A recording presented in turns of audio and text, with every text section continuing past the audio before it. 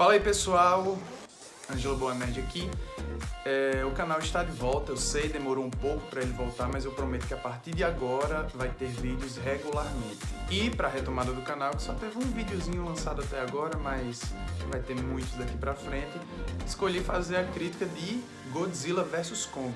Sim, o filme de monstros que mexeu muito com a internet e principalmente de qual lado você estava dessa batalha. Você é time Godzilla ou time Kong? Bom, o filme estreou lá fora no HBO Max, mas no Brasil ele só vai estrear no dia 29 de abril. E uma coisa já interessante sobre esse filme é que ele já quebrou recordes. Ele é a maior estreia do HBO Max, batendo inclusive o Snyder Cut de Liga da Justiça e Mulher Maravilha 1984.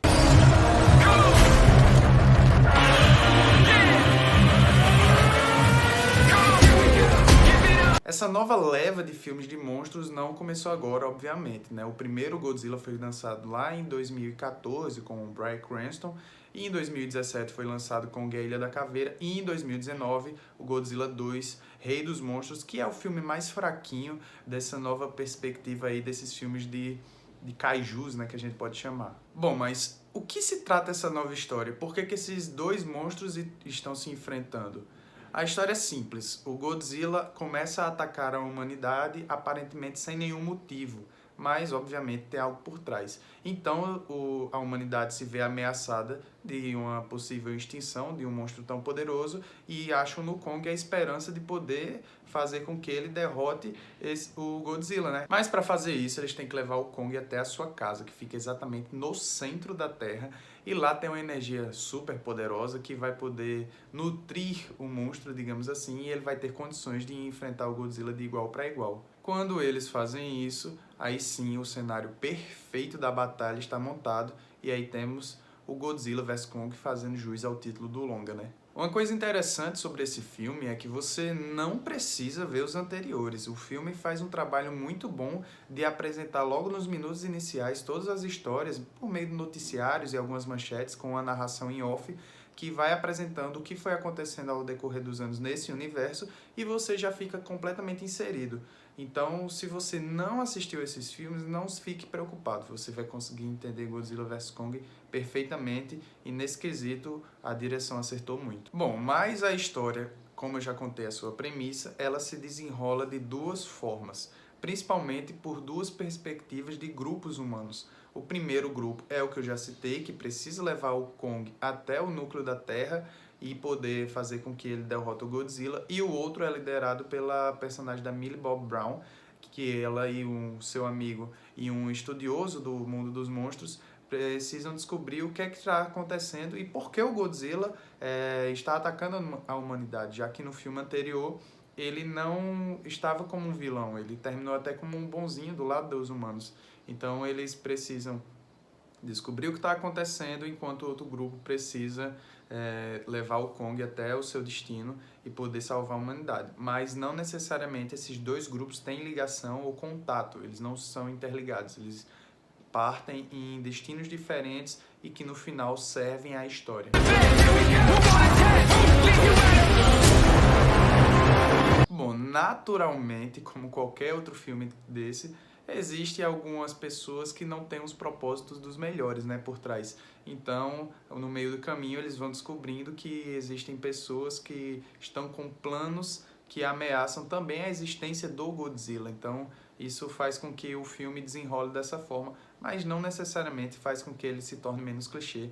Inclusive, eu acho essa premissa bem preguiçosa, e eu falo disso um pouquinho mais à frente. Bom, logo de cara eu falo qual que é o principal problema de você desenvolver um filme com esses dois núcleos humanos. O principal deles eles são completamente desinteressantes. Você não se importa com nenhum desses personagens e eles acabam tomando muito tempo de tela, que faz com que você fique apenas pensando, tá, quando finalmente que eu vou ver esses monstros brigando e vou esquecer esses humanos que eles não estão acrescentando em nada pra mim quanto telespectador, sabe? Isso fica evidente principalmente no núcleo da Millie Bobby Brown, porque ela e o seu trio, né, que ela forma, eles servem também como o alívio cômico da história para dar uma certa leveza, mas que para mim se torna completamente enfadonho, anticlimático às vezes e também repetitivo em suas piadas e não passando tanto uma seriedade de que algo em extinção em massa vai acontecer.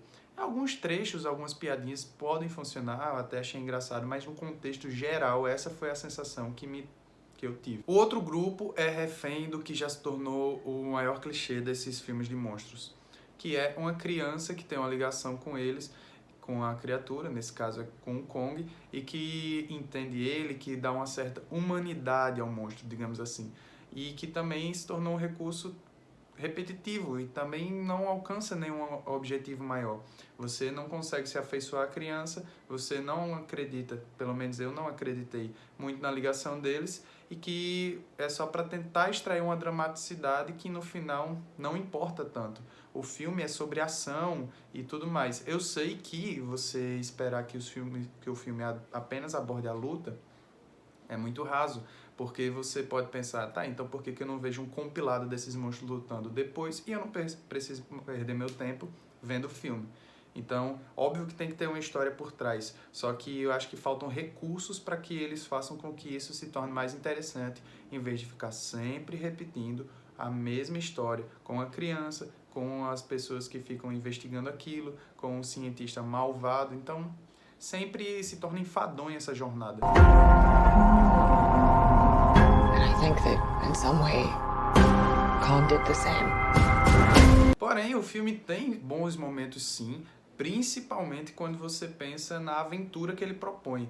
Quando eles finalmente chegam ao núcleo da Terra, é um dos momentos que o filme mais cresce, porque ele abraça o seu universo, ele abraça o quão, vamos dizer, ridículo é aquilo de que monstros vivem no centro da Terra, e funciona, é legal você ver como aquele mundo é legal você ver os humanos explorando aquele universo, e também como aquelas criaturas viviam ali o tempo todo. E também, obviamente, a batalha do Kong tem ao longo do filme, principalmente nesse local que é no centro da Terra. Então, nesse sentido, quando o filme finalmente abraça e entende que ele é mais uma aventura do que qualquer outra coisa, aí sim Godzilla vs Kong cresce bastante na sua ambição quanto filme. Você vê como o diretor Adam Wingard, ele consegue fazer com que a fotografia, o CGI bem lapidado, sirvam à história, principalmente no quesito da ação. Então, a fotografia é clara, é limpa, diferente do Godzilla 2, que era completamente escuro e você não entendia direito o que estava acontecendo. Agora você entende, ele permeia por entre os monstros, principalmente com as cenas com as naves. Então isso fica muito interessante para você extrair ângulos diferentes daquela batalha, daqueles monstros, e não ficar apenas algo previsível. Então, nesse sentido, o filme também é muito bem executado, a fotografia é lindíssima, tem vários planos e quadros que dá pra gente tirar um print, digamos assim, e emoldurar. Então, ele também usa muito o uso do neon para ambientar, para poder também passar um estilo na sua fotografia. Confesso que às vezes fica um pouco exagerado, tem neon até demais nesse filme, mas principalmente na parte da cidade, na China, fica muito bonito e visivelmente funciona para aquela estética que ele planejou. Isso também fica evidente na luta dos monstros, porque ele sabe extrair completamente a movimentação deles. Se o Godzilla é um pouco mais travado, ele faz com que ele utilize suas habilidades de outra forma. Se o Kong é mais móvel e é mais flexível, ele também sabe trabalhar isso. Então a movimentação dos monstros também acrescenta muito na luta, principalmente quando ele sabe que o Godzilla, por também ser um monstro do ambiente aquático, então quando eles vão para o mar, fica muito visível em como a ação já muda de dinâmica e quando na Terra é outra coisa.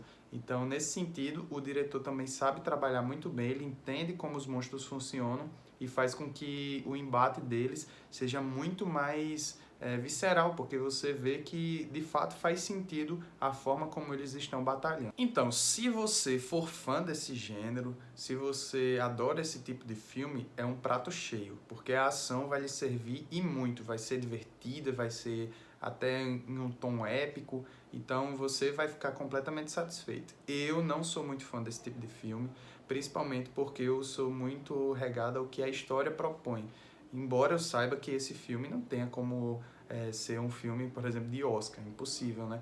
Mas eu acho que a história que ele conta é muito fraca perto do que ele poderia fazer, porque a batalha sim funciona, mas apenas isso pra mim não sustenta obra alguma. Então fica meio que repetitiva essa fórmula, sabe? Você sempre vê as mesmas coisas em todos esses filmes, as mesmas pessoas desinteressantes, as mesmas jornadas, a mesma premissa do mundo indo acabar, a mesma premissa de uma criança tendo que lidar com um monstro, a mesma premissa dos cientistas, que não passa nenhum ar de cientista, para falar a verdade.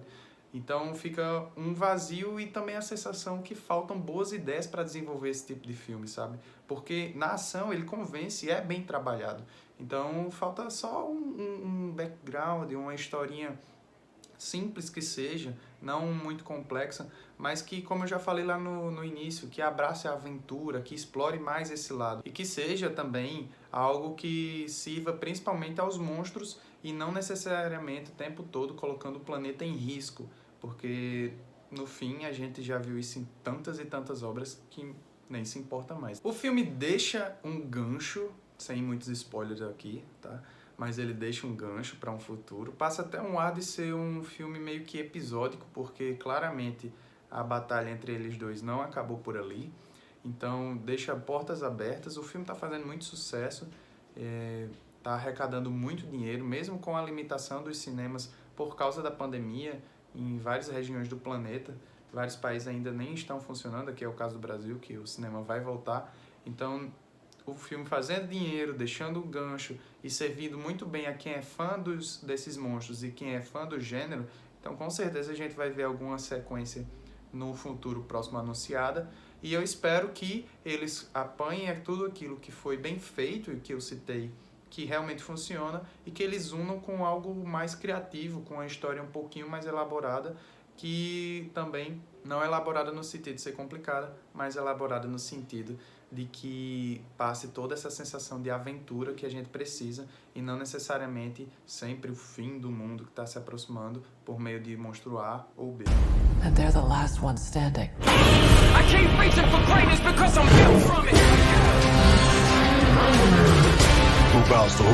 Nobody gonna stop me. Here we go. Bom, é isso. Essa é a minha crítica de Godzilla vs Kong. Lembrando que no site omarciano.com.br, o link vai estar na descrição, também tem crítica lá com outros aspectos que eu não comentei aqui.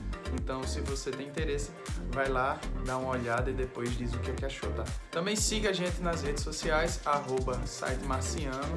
Lá tem muitas notícias diárias. Também no nosso site tem artigos e outras coisinhas mais. Dá uma verificada em tudo. A gente se vê no próximo vídeo. Prometo que a partir de agora vai ter sim vídeo com muito mais regularidade e com outras temáticas, outras críticas e vários outros tipos de conteúdo. Então fica ligado e até a próxima. Valeu!